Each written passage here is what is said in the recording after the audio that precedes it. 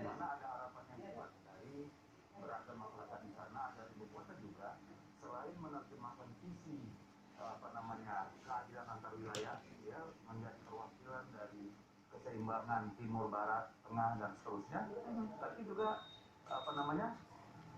bagian dari visi ke depan itu untuk menunjukkan Indonesia di mana 40 tahun lagi itu kira-kira. Jadi tentu kita berharap orang yang ditunjuk itu memang benar-benar orang yang memiliki skill yang tinggi dalam hal manajemen, komunikasi, leadership, seperti itu, dan juga punya pengetahuan yang luas tentang bagaimana proses-proses pembangunan kota, arsitektur, penataan, dan seterusnya. Belajar dari negara-negara lain juga, saya kira. Oke, Bang Deddy, sekarang saya juga telah tersambung dengan Mas Nirwana Yoga di sini dari pengamat tata kota. Saya itu sampai sekarang malam hari ini masih agak belum mengerti sebenarnya konsep kepala otorita IKN ini seperti apa. Mungkin saya tanyakan nanti kepada Mas Nirwana Yoga. Setahu saya, Mas Yoga, bahwa untuk kepala daerah ini kan politis. Tapi untuk kepala otorita IKN memangkah harus teknis sehingga punya pengetahuan arsitektur dan lain-lain, bagaimana? Ya, saya melihat dari rencana Indo maupun rencana yang sedang dibuat oleh teman-teman ya di Bappenas dan PUPR ada 5 periode ya, dari tahun 2022 sampai dengan tahun 2045.